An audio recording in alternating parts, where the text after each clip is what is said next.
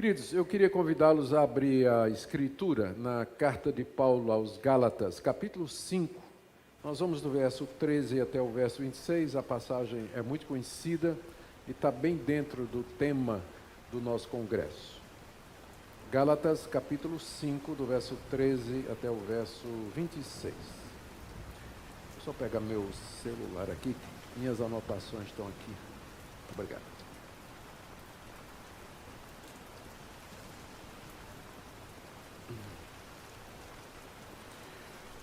Ouçamos a leitura. Porque vós, irmãos, fostes chamados à liberdade, porém não useis da liberdade para dar ocasião à carne. Sede antes servos uns dos outros pelo amor, porque toda lei se cumpre em um só preceito, a saber, amarás o teu próximo como a ti mesmo. Se vós, porém, vos mordeis e devorais uns aos outros, vede que não sejais mutuamente destruídos. Digo, porém, andai no Espírito, e jamais satisfareis a concupiscência da carne, porque a carne milita contra o Espírito, e o Espírito contra a carne, porque são opostos entre si, para que não façais o que porventura seja do vosso querer. Mas se sois guiados pelo Espírito, não estáis debaixo da lei. Ora, as obras da carne são conhecidas, e são prostituição, impureza, lascívia, idolatria, feitiçarias, inimizades, porfias, ciúmes, iras, discórdias, dissensões, facções, invejas, bebedices, glutonarias e coisas semelhantes a essas, a respeito das quais eu vos declaro, como já outrora vos preveni, que não herdarão o reino de Deus os que tais coisas praticam. Mas o fruto do Espírito é amor, alegria, paz, longanimidade, benignidade, bondade, fidelidade, mansidão, domínio próprio. Contra essas coisas não há lei. E os que são de Cristo Jesus crucificaram a carne com as suas paixões e concupiscências. Se vivemos no Espírito, andemos também no Espírito. Não nos deixemos possuir de vanglória, provocando uns aos outros, tendo inveja uns dos outros. Até aqui, queridos, a leitura da Palavra de Deus. O apóstolo Paulo escreveu a carta aos Gálatas com o objetivo de impedir que eles se desviassem da mensagem que Paulo havia pregado na região durante a sua primeira viagem missionária. Paulo esteve na região pregando em Antioquia, Icônio, Listra, Derbe e Perge, que são cidades do sul da Galácia. E depois ele fez o caminho de volta para Antioquia, da Síria, de onde ele tinha saído. E algum tempo depois ele recebe informação de que aqueles irmãos que tinham se convertido naquelas cidades estavam sendo assediados por um grupo de falsos profetas que estavam ensinando a necessidade de se guardar a lei de Moisés para que se pudesse obter a salvação. Provavelmente eram judeus que haviam crido que Jesus era o Messias, mas entendiam que a lei de Moisés ainda estava em vigor e que era preciso que alguém que cresce no Messias de Israel guardasse aqueles distintivos do povo judaico, que era a circuncisão, a dieta, o judeu não podia comer sangue, não podia comer porco, não podia comer determinados alimentos, e o calendário, que seria a guarda do sábado e a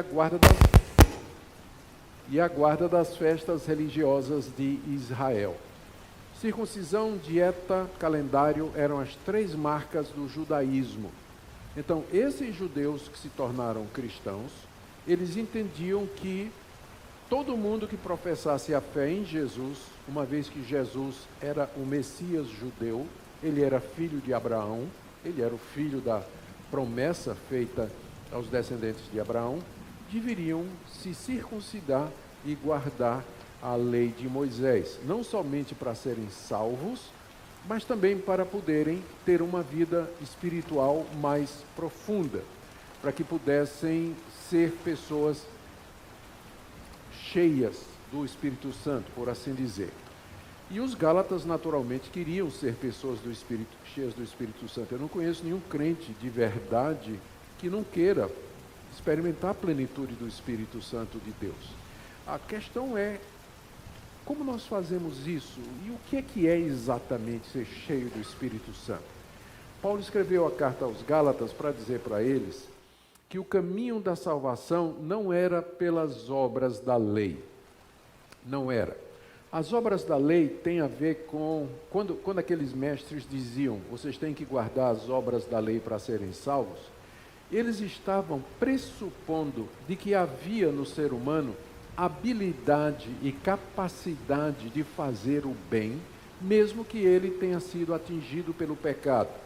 Então, quando se fala em obras, sempre a ideia é do homem fazendo alguma coisa para merecer de Deus ou a salvação, ou o acesso à sua presença e as bênçãos espirituais. Então, obras tem a ver com a carne. Carne usada no sentido da existência humana, aquilo que eu sou, a minha humanidade. Então, quando diz assim, você tem que fazer obras da lei, está dizendo, você como pessoa, mesmo que é um pecador, você pode agradar a Deus com o seu esforço. Olhe dentro de você, reúna toda a sua disposição, toda a sua força de vontade, se esforce, que você vai conseguir, você vai cumprir, você vai agradar a Deus, você vai fazer essas coisas que Deus deseja. Então, é isso o que é viver pelas obras da lei. Você tentar agradar a Deus pelo seu próprio esforço, pela sua própria força, pela sua própria determinação e assim por diante. Você vai encontrar na Bíblia que existem dois modos de existência. Ficou feio, né? Que há dois modos de existência. Dois modos de existência. A vida na carne, que é a vida na natureza humana, que está ligada a obras, tentar fazer alguma coisa para agradar a Deus, e que caracteriza a vida do mundo e que produz coisas contrárias àquilo que Deus deseja. Então, quem não está em Cristo está nesse modo de existência. Ele está vivendo pela sua própria força, ele está debaixo da lei, ele tenta agradar a Deus pelo que ele faz, ele não consegue e acaba caindo em pecado, e é isso que marca a vida do mundo. O outro modo de existência é o modo de vivência no Espírito Santo de Deus, onde você não procura agradar a Deus e ser salvo por alguma coisa que você faz, mas você, pela graça, recebe pela fé aquilo que Deus já fez por você. E isso é o que chamamos de vida no Espírito. O Espírito Santo comunica, ele transmite ao que tem fé em Jesus o poder da vida ressurreta de Cristo, de forma que ele pode agradar a Deus, ele pode atender às demandas de Deus, ele é livre para obedecer a Deus e vencer o pecado. É isso que o apóstolo Paulo vai ensinar aos Gálatas aqui no texto que eu li para vocês. Os Gálatas estavam querendo, depois de ter começado bem, Paulo diz assim, vocês são insensatos, vocês começaram pela graça e agora estão querendo se aperfeiçoar pela carne. É uma passagem que está aí, bem no meio do livro. Começaram pela graça e agora estão querendo se aperfeiçoar pela carne. Muito crente é assim, ele crê, ele é salvo pela graça, mas na hora de viver a vida cristã, ele vai viver na carne, no esforço pessoal. Ele quer fazer as coisas, não é que ele é mal intencionado, ele apenas desconhece o Evangelho na sua plenitude, ele ainda não entendeu o Evangelho, como eu me converti com 23 anos, e os primeiros 3 anos da minha vida cristã foram uma tentativa de agradar a Deus na minha força. Eu acreditava que eu tinha que ler a Bíblia pelo menos 10 capítulos por dia, orar pelo menos 1h30 todo dia, jejuar dia sim, dia não, e quando eu não conseguia fazer isso, eu me sentia muito culpado, derrotado e assim por diante. E eu enfrentava meus pecados. Eu me converti aos 23 anos depois de uma vida de imoralidade, de vício, drogas e álcool e tudo mais. E eu queria, depois que eu conhecia Jesus, vencer tudo aquilo ali, usando todas as forças que eu tinha. E sabe aquele boneco teimoso? É um boneco de plástico, né? Que o fundo é de areia. Você dá um tapa no teimoso, ele vai e volta, né? Então, era a velha natureza em mim. Eu dava um tapa, né? Conseguia vencer, ela caía, mas eu virava as costas, ela voltava, né? Era uma luta constante e geralmente perdida. E durante 3 anos eu sofri muito com culpa, derrota, desgraça, até que um dia eu tinha que preparar um sermão para pregar. Com 3 anos eu já era pregador, e o texto era Jesus dizendo: eu vim para que tenham vida e a tenham em abundância. Eu disse: então tem alguma coisa errada, porque eu estou querendo conquistar essa vida por mim mesmo, quando Jesus disse que ele veio trazer essa vida. E foi aí que meus olhos se abriram para eu entender que a gente não somente é salvo pela graça, mas que a gente se santifica pela graça da mesma forma, que o processo de santificação é também pela graça, e é essa vida no Espírito. É o Espírito Santo quem nos traz o poder necessário para a gente vencer o pecado, dominar as paixões pecaminosas e andar nesse mundo de uma forma que nós podemos agradar a Deus. É sobre isso que eu quero falar nessa noite.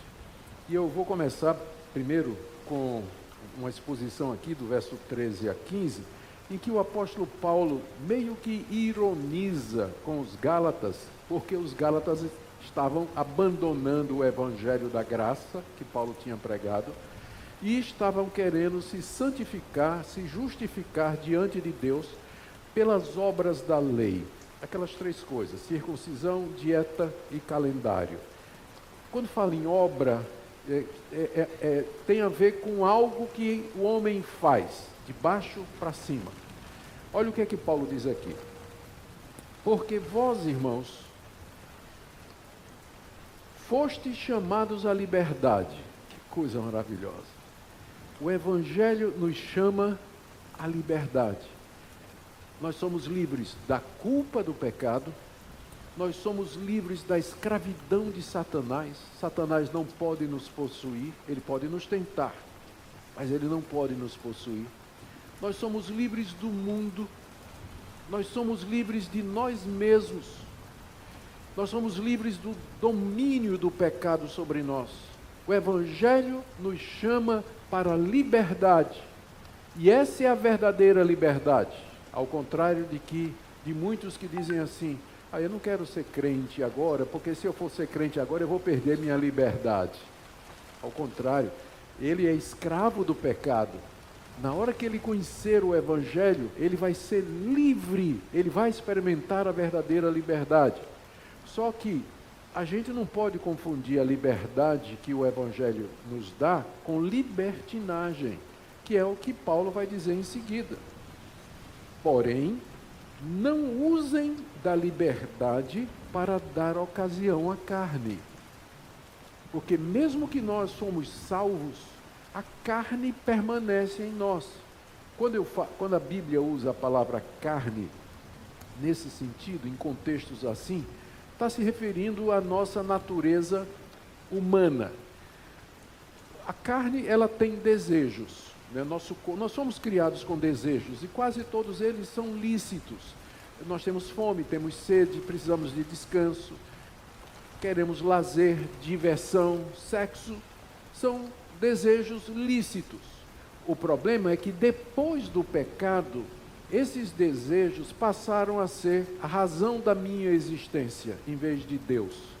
E eu vivo para satisfazer esses desejos. Eu vivo para comer, beber, dormir, fazer sexo, ganhar dinheiro, ser importante, poderoso, dominar outras pessoas e viver, enfim, do jeito que eu desejo, ser autônomo, independente. O pecado transformou coisas boas que Deus fez em coisas ruins. Então, não usem a liberdade do Evangelho, Paulo está dizendo aqui aos Gálatas, para dar ocasião à carne. Porque você pode dizer assim: bom, se eu sou salvo pela graça, significa que eu posso viver de qualquer maneira, já que não é pelo que eu faço. Se não é por obras, então eu posso viver de qualquer maneira, já que é pela graça. Paulo diz: não, A liberdade você não foi salvo pela graça, você não foi liberto do pecado para você viver de acordo com as paixões carnais. Na verdade, ele diz aqui: sejam servos uns dos outros pelo amor. Deus nos libertou da escravidão do pecado para que eu fosse servo dos meus irmãos. Ele me livrou de mim mesmo para que eu pudesse abençoar outros, para que eu pudesse amar outras pessoas, viver para outras pessoas. É isso que é o Evangelho. E é isso que as pessoas às vezes não entendem. Eles pensam que a graça do Evangelho é uma desculpa para a pessoa viver no pecado, cobiçando a mulher do próximo, cobiçando o marido da próxima, cobiçando os bens do próximo, falando mal do nome do próximo, manchando a reputação do próximo.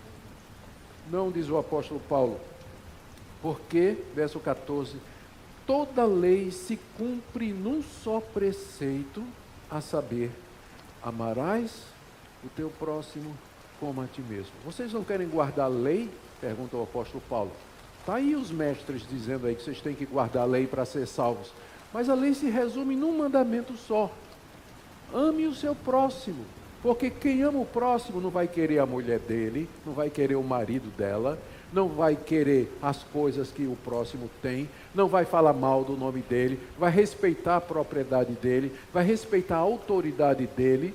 Todos os mandamentos se resumem nisso: ame seu próximo como a si mesmo. É como se Paulo estivesse dizendo para os Gálatas: isso aí que esses mestres estão ensinando para vocês, isso aí é uma coisa, vocês não precisam disso. O Evangelho já libertou vocês da obrigação de vocês cumprirem a lei para a salvação. O Evangelho já libertou vocês do poder do pecado e da escravidão do pecado. Vocês são livres para servir a seus irmãos e amar os seus irmãos. E dessa forma vocês cumprem a lei. Tudo isso que eles estão dizendo vocês já têm no Evangelho. Que aula, né, de Paulo para aqueles Gálatas.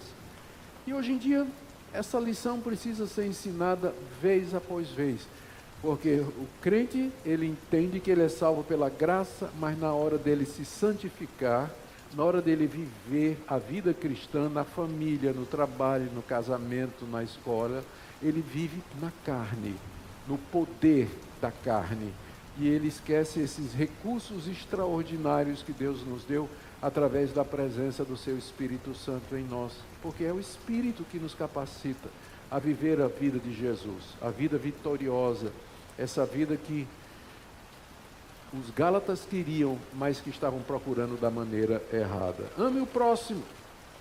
Agora, ele diz no verso 15, se vocês estão se mordendo e devorando uns aos outros, cuidado que não sejam mutuamente destruídos. Está ironizando, né? Porque ele dizia, olha para vocês estão aí em brigas e conflitos, os falsos mestres chegaram aí, estão distribuindo ou plantando a discórdia entre vocês, há disputas, há dissensões entre vocês. Cuidado aí, vocês vão acabar se destruindo uns aos outros. Em outras palavras, Paulo está dizendo, e o que é que está dando? Está dando certo para vocês tentarem agradar a Deus no poder da carne? Está dando certo? E essas brigas aí entre vocês, na igreja, na família, entre irmãos, no trabalho, com os amigos, né?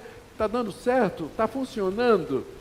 Cuidado, gente, para vocês não se destruírem, né? Diz o apóstolo Paulo com ironia aqui, porque de fato, quando você tenta agradar a Deus na sua própria força, obedecendo aos mandamentos, você só vai encontrar pecado, decepção, tristeza no coração, porque a lei de Deus, ela nunca foi dada para salvar ninguém. A lei, na verdade, ela estimula o pecado.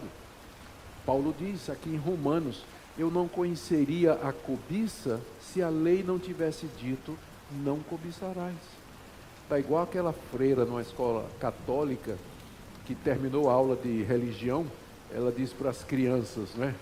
Vocês estão indo para casa agora não leiam o livro de Cantares de Salomão, porque é um livro erótico. É um livro erótico que tem na Bíblia. Vocês não vão ler esse livro, tá certo? Não precisa dizer o que é que as crianças foram ler em casa, não é?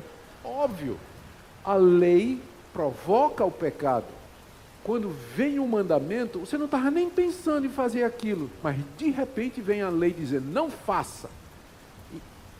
O mandamento não me dá força para obedecer, mas ele desperta o desejo de desobedecer. Então, os 10 mandamentos, eles nunca foram dados para salvar. Eles foram dados para mostrar que você é um pecador. E que você não consegue obedecer a Deus. E que você não consegue agradar a Deus na sua própria força. Essa era a lição que os Gálatas tinham que aprender. E agora? Paulo diz, eu tenho um caminho melhor. Verso 16, digo porém, o porém aí, né, introduz a oração adversativa, ele faz o contraste. Porém, é como se ele dissesse, porém, eu digo a vocês que tem um caminho melhor. E que caminho é esse? Andai no Espírito, e jamais satisfareis a concupiscência da carne. A palavra concupiscência quer dizer os maus desejos. Se vocês andarem no Espírito, Paulo está dizendo aos Gálatas, vocês jamais satisfarão os desejos carnais que habitam no coração de vocês. Gente, que promessa extraordinária. Já pensou? Quando eu olho para essa promessa aqui, eu vejo como o padrão cristão de vida é elevado. A gente está acostumado a viver um subpadrão cristão de ética, de moral e de comportamento. Ele está dizendo que se a gente andar no Espírito, a jamais vai cumprir os desejos da carne. Você conhece esse tipo de vida? Eu de vez em quando ouço alguém, especialmente quando é no culto, aquele momento de confissão de pecado, ao irmãozinho, a irmãzinha vai orar e diz assim, ó Deus, perdoa, porque eu peco todo momento, por pensamento, palavra, por obra. Espera aí, minha irmã. Como assim você peca a todo instante por pensamento, palavra e obra? Tu não pode ser crente, não é? Está dizendo aqui, se andar no Espírito, jamais vai satisfazer a concupiscência da carne, e a irmã fica pecando pensamento, palavras e obras o tempo todo? Tem alguma coisa errada, não tem? Quando eu fui estudar na África do Sul, minha esposa e eu fizemos uma viagem saindo lá da cidade onde nós estávamos, no centro da África do Sul, para a cidade do Cabo, que é o extremo mais sul do continente africano. Cidade maravilhosa, a cidade do Cabo. Bem no extremo onde o continente termina. É muito bonito. E de lá a gente subiu pela costa do Oceano Índico e entrou para o centro da África e voltamos uma viagem de umas 2 ou 3 semanas, maravilhosa. A África do Sul é um país muito bonito, maravilhoso. E aí, quando nós chegamos, os amigos querendo saber, não é? Os colegas lá da universidade querendo saber como foi a viagem, se foi bom e tudo. E perguntou que a gente tinha ido de carro, né? E perguntaram se o carro tinha dado problemas. E eu respondi a verdade. Eu disse, olha, teve um pneu furado em 5.000 quilômetros. Mas o que é um pneu furado em 5.000 quilômetros? Agora, meu irmão, se seu pneu fura a cada 50 metros, tem alguma coisa errada na sua vida. Com certeza. A vida do crente não pode ser marcada pelo pecado. Pecado é acidente. Se ele vive uma vida de pecado, marcada pelo pecado, ele está vivendo na carne, debaixo da lei, lutando com suas próprias forças, e ele não vence. Agora, se você anda no Espírito, Paulo diz aqui, você não vai cumprir o desejo da carne. Você não vai fazer aquilo que o seu coração pecaminoso deseja. Eu não estou aqui ensinando perfeccionismo. Eu estou só dizendo que nós estamos acostumados a um padrão de vida cristã muito abaixo daquele que o Novo Testamento oferece. Porque a gente não sabe o que é andar no Espírito. A gente não pratica a vida no Espírito. como eu disse, todo mundo quer ser cheio do Espírito Santo, mas tem muita confusão a respeito, né? Afinal, o que é ser cheio do Espírito Santo? Tem gente que confunde com experiência, com emoção, com manifestação carismática, sonho, visão, profecia, línguas e tudo. Paulo está falando de uma coisa, não está falando de nenhuma dessas coisas aqui. Ele está falando da vida diária, do dia a dia, do feijão com arroz, do crente, no chão da fábrica, lá no serviço dele, da doméstica, da dona de casa, do professor na sala de aula. Nós queremos ser cheios do Espírito Santo para isso. Não é só para quando a gente se reúne, não.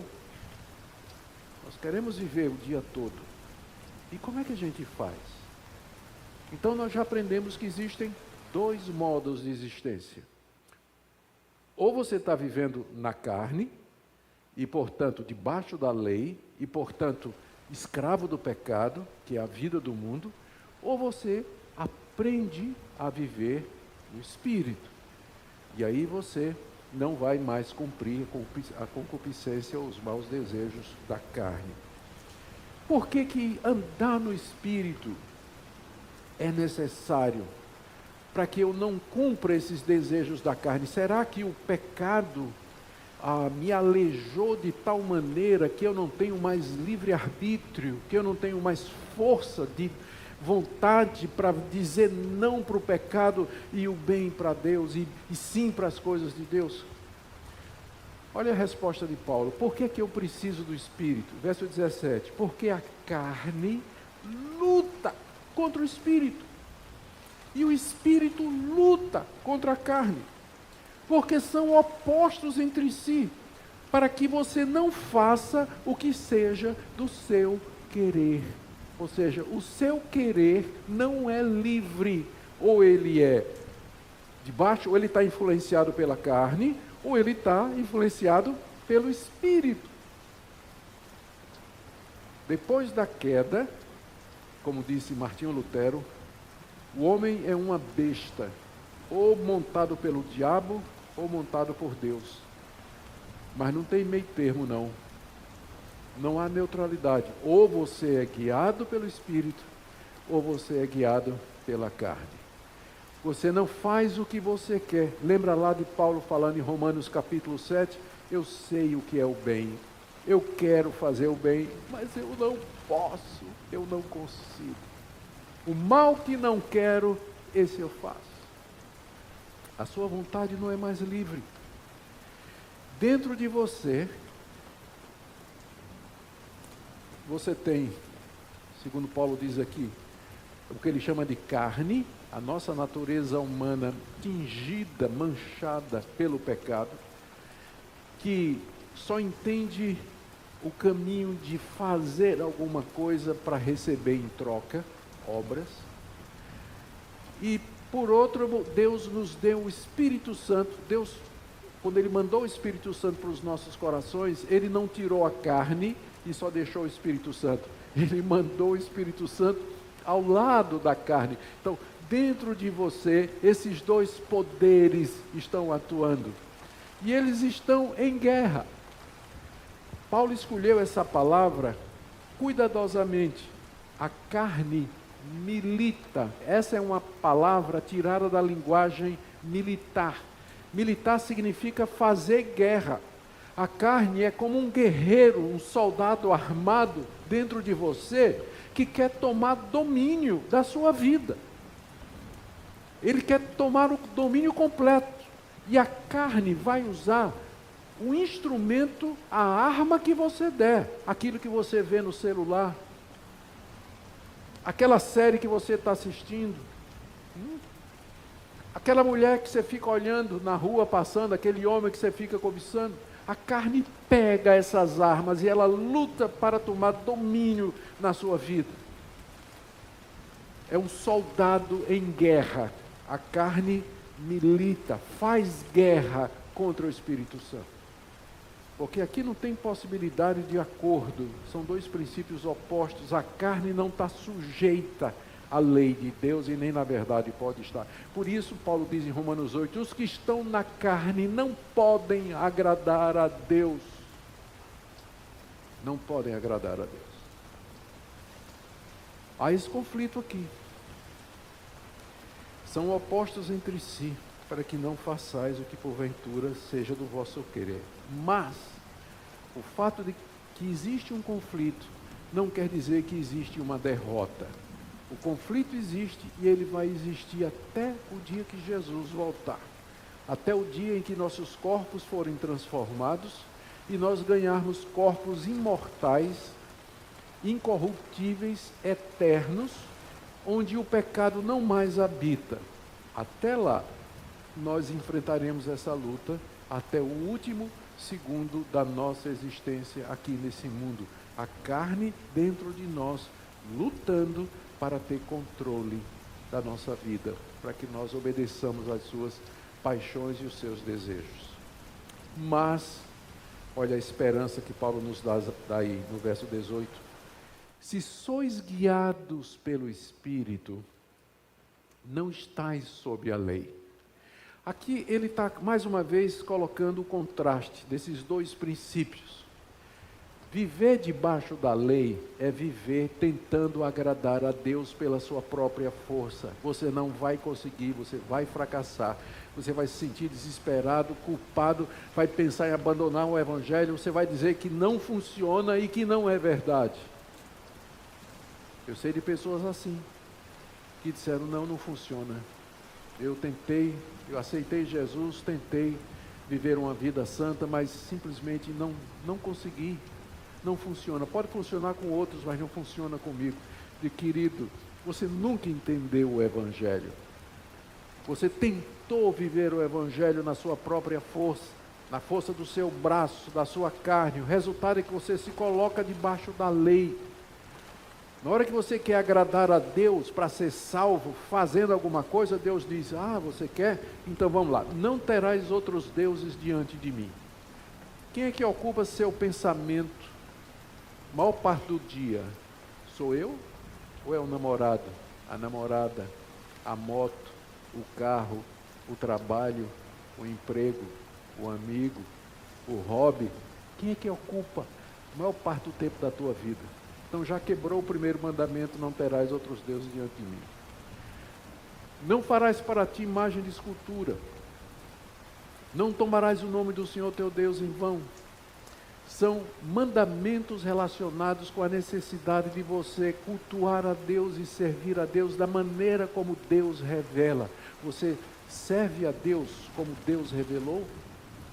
Você o adora em espírito e em verdade? Você toma o nome de Deus em vão? Como é que eu tomo o nome de Deus em vão? Você estava lá na igreja cantando, tudo entregarei. E não entrega um conto para ajudar em missões. Está tomando o nome de Deus em vão, ou não? Honra teu pai e tua mãe. Não vou nem entrar em detalhes, né? Não mentirás, não furtarás, não dirás falso testemunho, não adulterarás, não cobiçarás coisa alguma do teu próximo. A lei, você quer servir a Deus na carne? Você nunca vai conseguir. Você nunca vai conseguir. Quando eu era evangelista aqui no interior de Pernambuco, cidade de Gamileira, eu evangelizei a cidade ali. Às vezes as pessoas pensam que eu sempre fui teólogo de gabinete, né?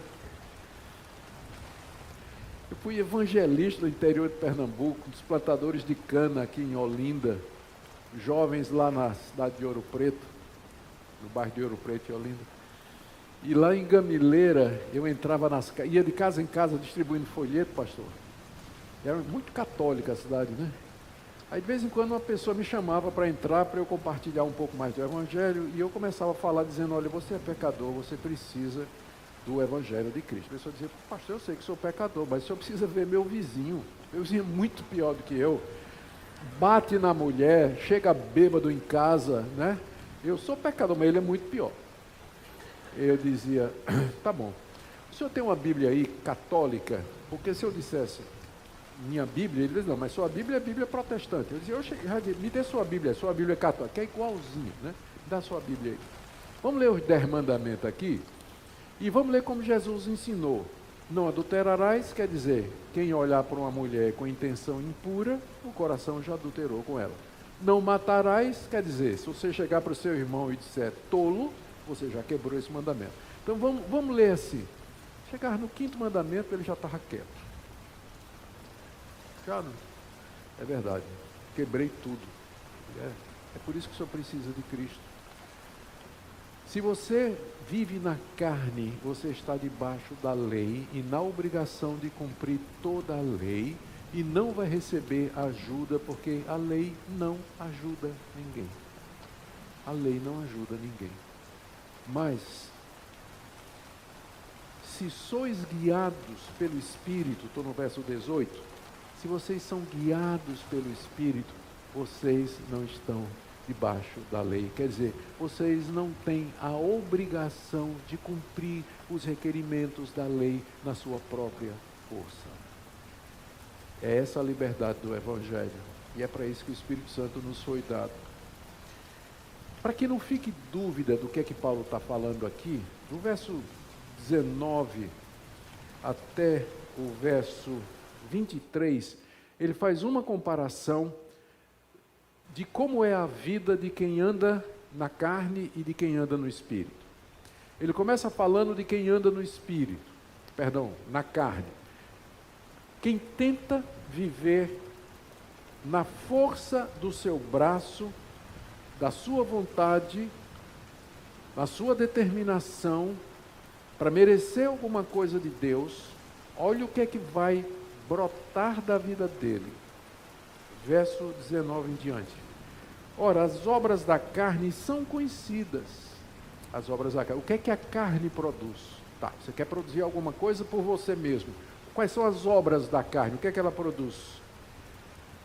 Prostituição, impureza, lascívia, idolatria, feitiçarias, inimizades, porfias, ciúmes, iras, discórdias, dissensões, facções, invejas, bebedices, glutonarias. Para pastor, é muito já, nada? E coisas semelhantes a essas, tem muito mais, a respeito das quais eu vos declaro, como já outrora vos preveni, que não herdarão o reino de Deus os que tais coisas praticam.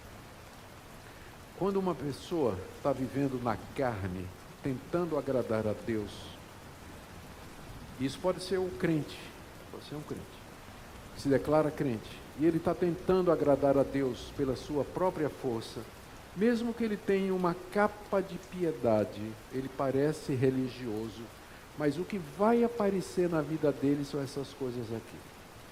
Porque é isso que a carne produz. Ela não produz nada bom. Nada. São obras da carne. Coisas que ela produz.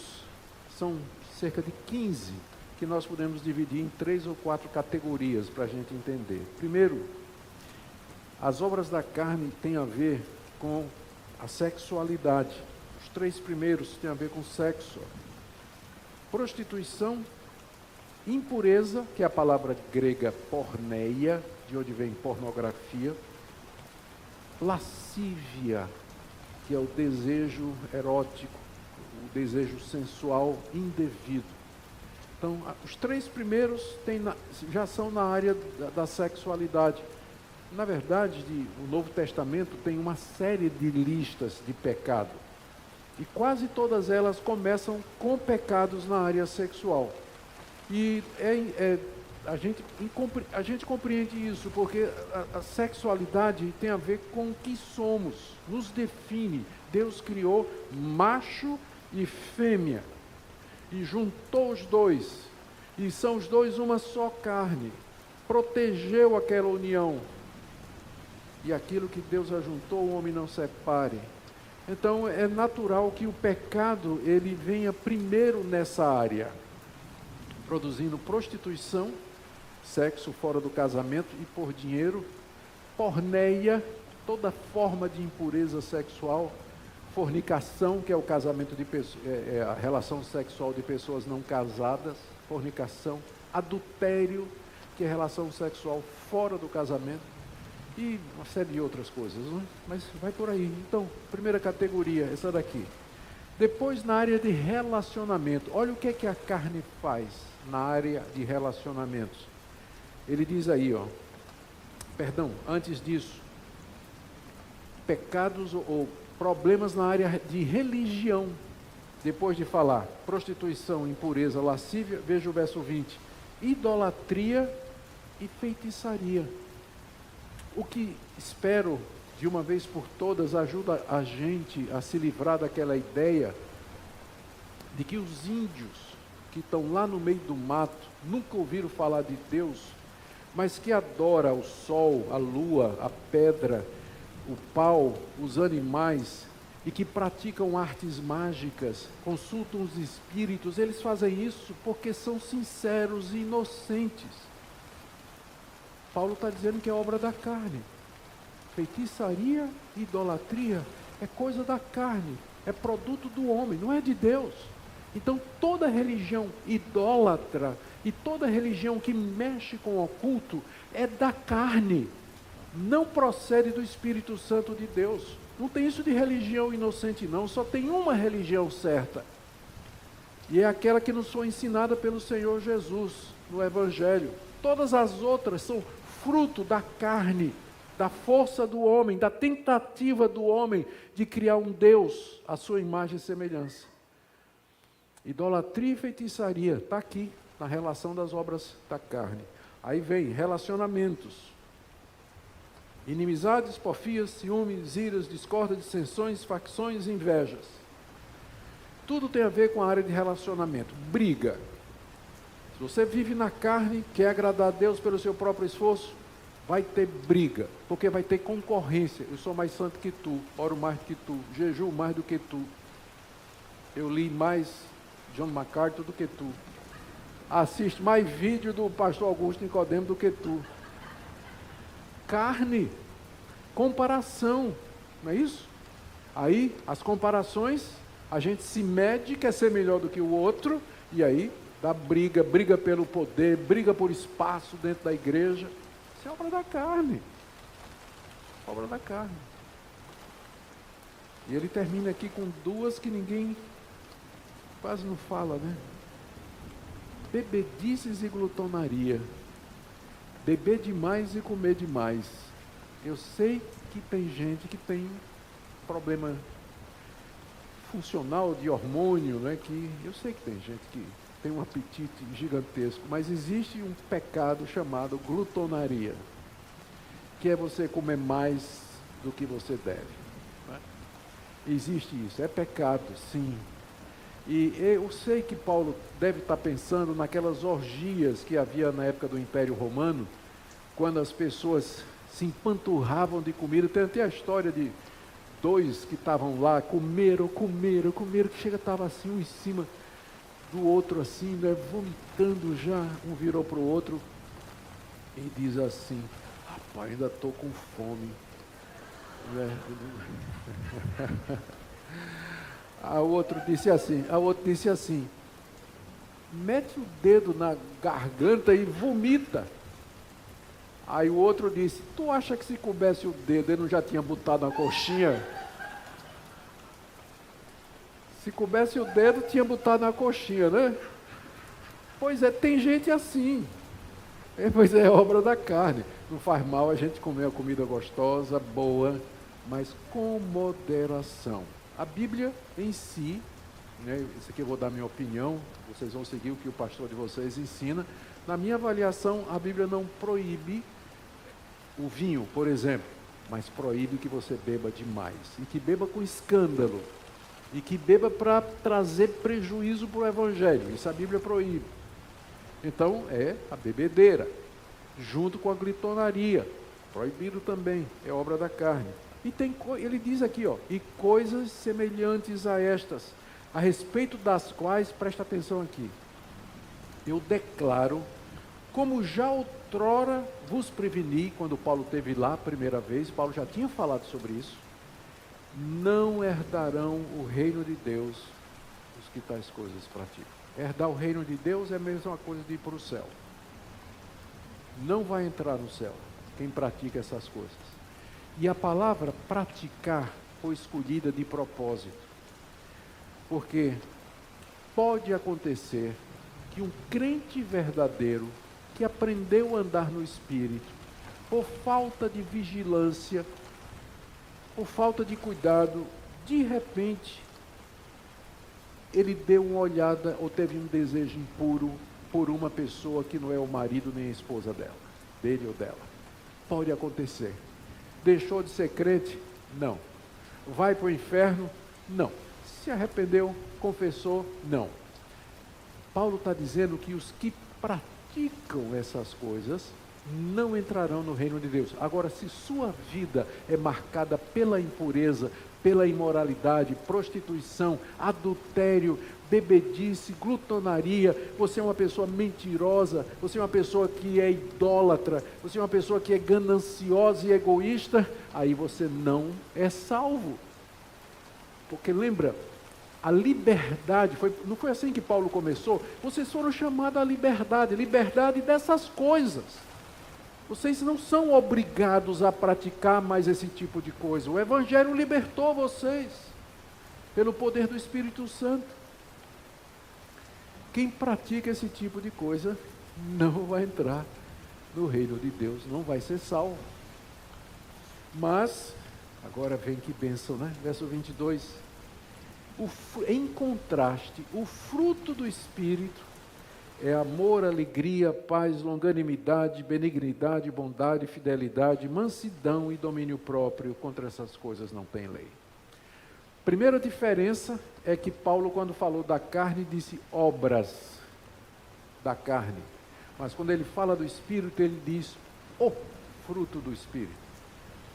A diferença pode ser explicada da seguinte maneira: obras, como eu já tenho dito desde o começo, tem a ver com aquilo que a gente faz.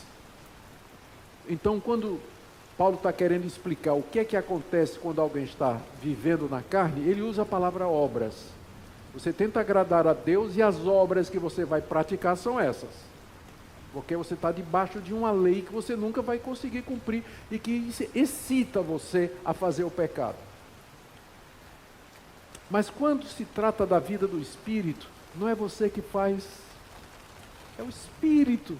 Por isso que não é obra, a obra do Espírito, mas é o fruto do Espírito que ele produz na sua vida. Graciosamente ele produz essas coisas maravilhosas. Está no singular, porque esses frutos, eles estão todos ligados entre si pelo primeiro. Primeiro é o amor, e Paulo já tinha dito que o amor é o cumprimento da lei. Então, por exemplo, ele diz, o fruto do Espírito é amor, alegria. O que é alegria? É o amor em contentamento. Paz, o que é paz? É o amor em repouso. Longanimidade é o amor em espera. Então você pode passar por tudo isso e ver a relação de cada uma dessas virtudes com o amor. Então, na verdade, é um fruto só, é o amor, mas ele é multifacetado, é como aquelas frutas que têm gomos. Eu gosto de abrir, às vezes, uma tangerina, né? Aquela amarelinha gostosa, a gente chama de mandarina, lá na Holanda, minha esposa é holandesa, e lá eles têm uma desse tamanho aqui, uma casca grossa, você tira e são gomos gostosos, suculentos, mas é uma fruta só. O fruto do Espírito na vida do crente, olha só, amor, alegria, paz, alegria. Quando menos a gente espera, e quando menos a gente tem razão de estar alegre, de repente essa alegria sobrenatural, em Cristo, em Deus, esperança, paz, quando o mundo está em guerra ao nosso redor, aquela paz que ultrapassa todo o entendimento, Filipenses capítulo 4. Paciência, a palavra longânimo, significa alguém que tem um fôlego longo, alguém que fecha e aguenta. Longânimo, benigno e bondoso, são muito parecidos. Fidelidade, alguém que cumpre sua palavra, que é confiável. Manso, a mansidão, o fruto do Espírito. Não quer dizer que o crente é passivo, porque quando é necessário, ele se levanta como um leão para enfrentar os inimigos do Evangelho e para combater o erro. Mas ele é manso como Jesus era, quando precisava. Domínio próprio. Uma palavra, aqui são duas palavras, né? Na língua grega é uma palavra só, enkrateia, que quer dizer poder sobre o eu. Que definição linda de domínio próprio. Você tem poder sobre você mesmo, para controlar suas emoções, como você faz todo dia, não é? Quando você vai daqui para o trabalho e aquele cara corta você, tranca você, aí você, oh Senhor, abençoe esse irmão, glória a Deus. Não é assim que você faz todo dia? Não. Oh, não é isso não? Tem uns irmãos que precisam crescer nessa área, né? Quando eles entram no carro, quando o pastor, eu estava estudando no Seminário do Norte aqui, né? Estou fazendo 43 anos de pastorado esse ano. Então faz 45 anos que eu comecei a estudar teologia e a gente tinha a hora a gente chamava de baba, né? Que era o futebol. Terminava as aulas e no final da tarde o pessoal ia para a quadra para bater aquela pelada, né? Aquele jogo, era uma delícia. E era interessante você ver aqueles irmãos, os sinais santarrão, né? Na sala de aula, né? Sabia mais do que todo mundo, santo mesmo e tudo mais, entrava no campo, aí começava, né? Xingamento, pancada, tapa, murro, briga, né? Então o cara se transformava no campo de futebol. Como tem gente que se transforma no trânsito também, não é? Domínio próprio é fruto do Espírito. É você se controlar no trânsito, no futebol, nas brincadeiras, saber o que dizer, o que não dizer. Tudo isso é fruto do Espírito. A gente não consegue se controlar. Eu sei que tem gente que quer se controlar, mas ela não consegue. Está acima da sua capacidade, porque você está querendo fazer isso na carne. Você nunca vai conseguir. Mas o fruto do Espírito é domínio próprio. Gente, olhando isso aqui, eu estou convencido de que é preciso mais poder espiritual para você viver essas coisas aqui, do que para expulsar demônio, quebrar maldições, profetizar, falar em línguas, ter visões e revelações. Porque Jesus disse que no dia do juízo, muitos vão dizer que fizeram isso. Senhor, no teu nome expelimos demônio, curamos muita gente. Jesus disse, nunca conheci vocês. Eu acho que o Brasil precisa muito mais disso aqui, não é? Do que uma manifestação extraordinária, assim, de coisas, né? Visões, revelações, e de repente as pessoas continuam do mesmo jeito. O Brasil não muda, somos 1/3 da população brasileira de evangélicos. Entra presidente, sai presidente, é a mesma coisa, jeitinho brasileiro, corrupção. O que a gente precisa é isso aqui, é esse enchimento aqui. É isso aqui que vai mudar seu casamento, sua vida no trabalho, a vida da igreja, as suas amizades e a maneira como você vive nesse mundo. Paulo termina aqui dizendo o seguinte, 3 coisas que eu vou terminar aqui. Primeiro, ele está dizendo que a base para você viver essa vida no Espírito, que é possível, você tem o Espírito Santo. O problema é que você está vivendo na carne, mas o Espírito de Deus está em você. Você tem que aprender a viver no Espírito. É um outro modo de existência. Você tem que aprender a fazer. Veja só o que ele diz aqui, no verso 24. Os que são de Cristo Jesus crucificaram a carne com suas paixões e concupiscências. Ser de Cristo e andar no Espírito é a mesma coisa aqui. Se você é de Cristo, então a sua natureza carnal, ela já foi crucificada há 2000 anos atrás. Quando Cristo foi pendurado naquela cruz, você foi também. Na cruz da direita tinha um ladrão, na cruz da esquerda tinha outro ladrão, e na do meio tinha milhões e bilhões.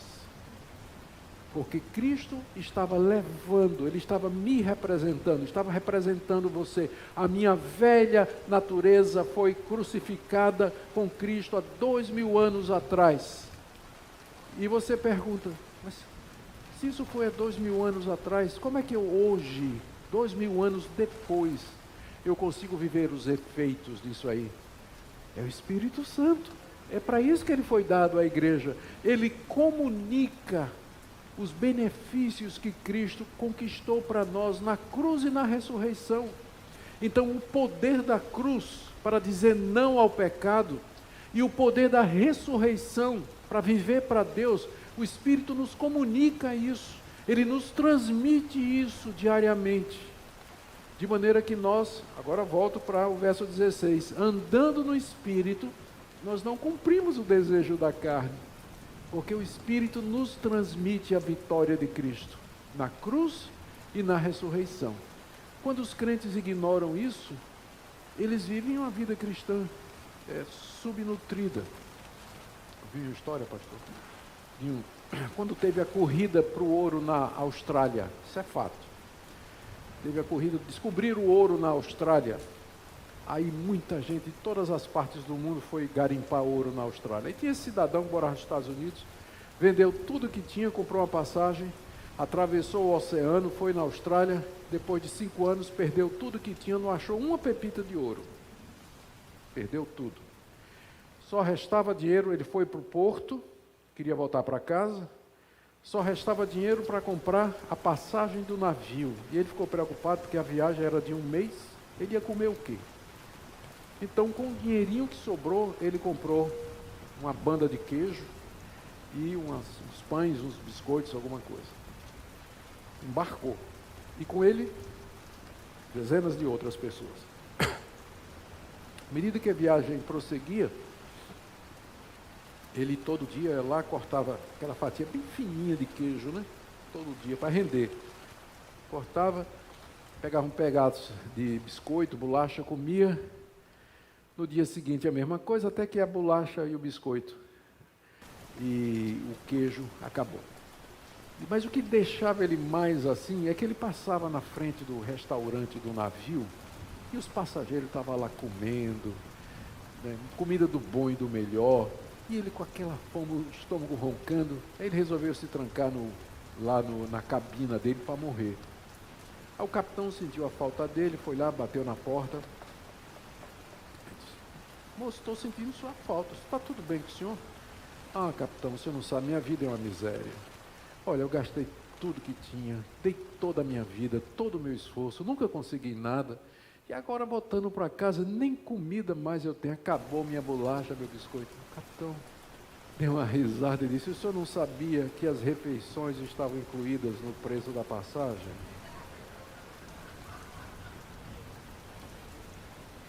Tem muito crente assim. Eles não têm ideia do que é que está incluído na passagem. Eles não compreendem o que é que Cristo fez na cruz e na ressurreição. Por isso, mesmo crendo que Jesus morreu pelos seus pecados e que Cristo ressuscitou dos mortos, eles continuam a viver como antes, a viver a vida na carne, a querer agradar a Deus pelo seu próprio esforço. Quando Deus já nos deu tudo o que nós precisamos mediante o seu Espírito que habita em nós. Paulo diz no verso 25, ele termina aqui dando uma chamada nos Gálatas, uma chamada à coerência. Se vivemos no Espírito, ou seja, se o nosso modo de existência é no Espírito, se Deus nos deu o seu Espírito, andemos também no Espírito. Transforme em prática aquilo que você diz. Você vem para a igreja, eu estava vendo os cânticos, e foram escolhidos cânticos, muitos deles sobre o Espírito, muito bonitos. A gente canta isso aqui, mas vamos viver isso durante a semana. Eu preparo essa casa para ser ela tua, Senhor Jesus. A última dizia mais ou menos isso, mas é só aqui? Ou vai ser amanhã, depois, quinta, sexta, sábado? Então, se nós dizemos que vivemos no Espírito, andemos também no Espírito. É um chamado à coerência, né? É interessante que aqui você vê como o cristianismo é diferente de todas as outras religiões. Nas outras religiões, você primeiro se esforça e Deus diz: agora você é meu filho. Agora você é meu filho. No cristianismo, primeiro Deus nos diz: você é meu filho. Agora viva de acordo com isso. Primeiro Ele nos salva e depois Ele diz: ande como alguém salvo. Nas outras religiões, você primeiro procura se salvar e no final é que vem o veredito: agora você está salvo. A religião das obras, da carne, do mundo, e a religião da graça, do Espírito Santo, do poder e da liberdade. Qual dos dois você está vivendo? Qual dos dois você quer experimentar? Deus já nos deu o seu Espírito Santo. Ele quer que você entenda isso, que você é santificado pela graça, pelo poder do Espírito Santo, da mesma maneira que você foi salvo. É graça do começo ao fim. Isso não significa libertinagem, Paulo já disse aqui, mas significa poder para servir a Deus e servir aos irmãos, mediante o poder do Espírito Santo. Você não queria orar comigo nessa noite e dizer: Deus, eu quero compreender mais isso. Talvez eu tenha vivido minha vida toda tentando agradar o Senhor, mas na minha própria força. Mas eu quero aprender a viver no Espírito. Eu quero aprender a caminhar no Espírito, no dia a dia.